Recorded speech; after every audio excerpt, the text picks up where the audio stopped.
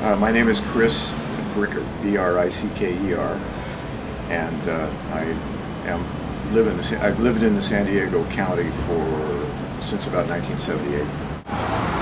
Well, I have two sons, and my oldest son is a high school teacher along with his wife, and they teach at the high school in Bishop, California. And if you've ever been there, it's in the Owens Valley, and it's right on the edge of the Eastern Sierra. And those Sierra Mountains just jump right out at you. They're absolutely spectacular, especially when they have snow on them during the winter. He's an outdoorsman. He's a climber, a hunting and fishing guide. Runs those 50-mile marathons over the hills.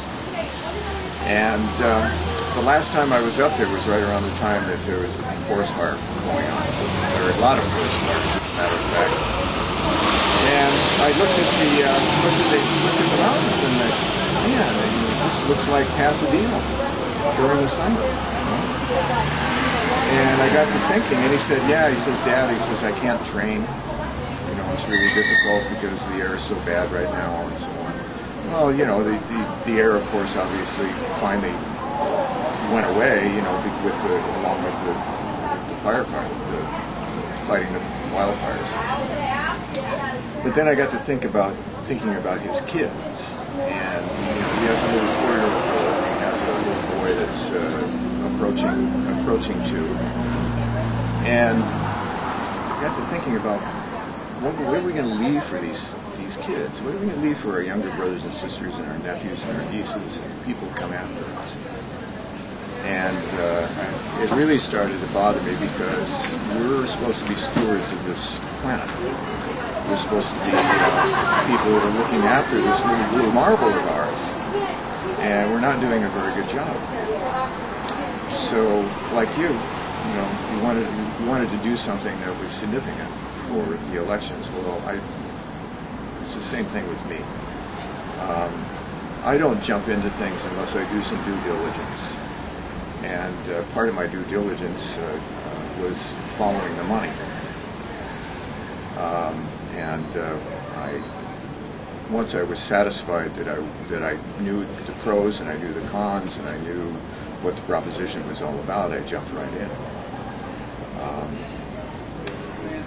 I want to backtrack a little bit.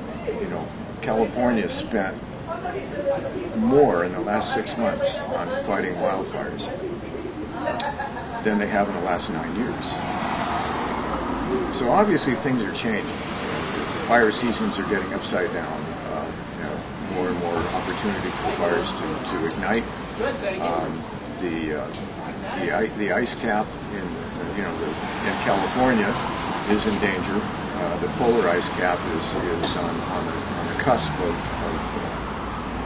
really getting to the melting point where in another, I forget how long it is, another 20 years or something like that the sea levels will rise drastically, which means that our shorelines will be, you know, what has taken hundreds of years in order to stabilize will become unstable once again.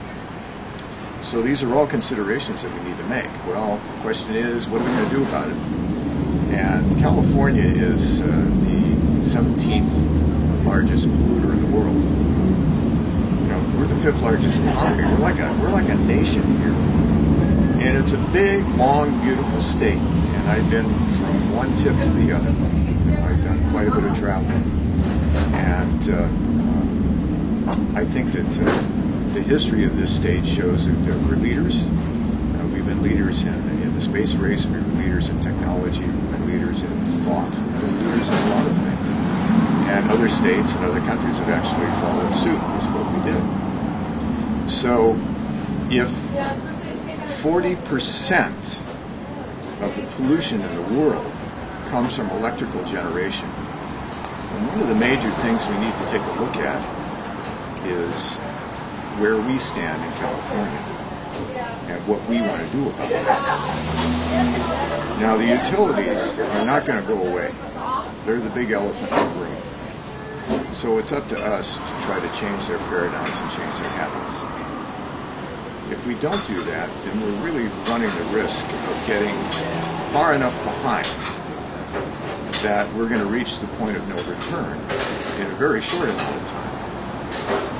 So everything else needs to be happening simultaneously. I have conversations on a daily basis with people that would say that rooftop solar and municipal incentives in order to make ourselves pretty much self-sustaining and still stay within the existing grid. I'm all for that. But one of the things that Proposition 7 is mandating is that the utilities themselves, whatever power that they produce or acquire for distribution, has to reach a portfolio standard, a renewable energy portfolio standard, which means that amount of energy has to reach 50% clean by 2025, and they have to reach 40% by 2020. So what we're doing is we're kind of building on some legislation that sort of foundered because of debate and all the rest of that stuff, and the expiration of the term, the Senate, the legislature's term, and we're building on it. Now, there was some groundbreaking legislation that was done called Assembly Bill 32, and in that there's that 33% requirement. In the earlier legislation, it was 33% by 2020. So what we want to do is we put more teeth into the enforcement of what that legislation, that policy legislation, did as groundwork. Unfortunately, the existing legislation doesn't have enough teeth to keep the utilities from finding ways of not achieving the standards that they need to achieve. And this is really important because if they continue to pursue the business interests that they have, then we're not going to get them off the dime. We're not going to get them to change their habits and change their paradigms. So everything's got to be happening simultaneously. There's got to be incentive programs for community rooftop and sustainability and all the rest of that. But at the same time, the utilities, unless we make them really go in the direction that they need to go, they're going to continue going in directions that are not conducive to reaching or pulling us back from the tipping point. In the late 1800s, the amount of pollutants, of greenhouse gases going into the atmosphere were 250 parts per million. Okay. Now, as we speak, it's 385 parts per million and counting. The safe level is 350. Right? But if we continue polluting at the rate that we're polluting for the next 10 years, then we're going to reach the tipping point. We're going to reach the point of no return. And that means that catastrophe is going to be our middle name. Okay? Now, we shouldn't want that to happen. We shouldn't allow that to happen. So how is this going to take place? How is this going to happen? How is Proposition 7 going to do that? We're going to realize that it's designed so that there's no fiscal impact of any significant consequence, either to the state or to the taxpayer. And so, how's that going to happen? Well, the concept is that you would establish.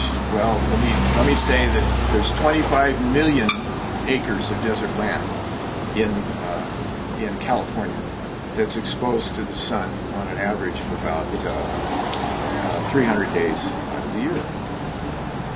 Now, the sun is free. Okay? Harnessing it is the question. How are we going to do that, and how are we going to do it in a way that's going to really, really make an impact on our utility needs here in California?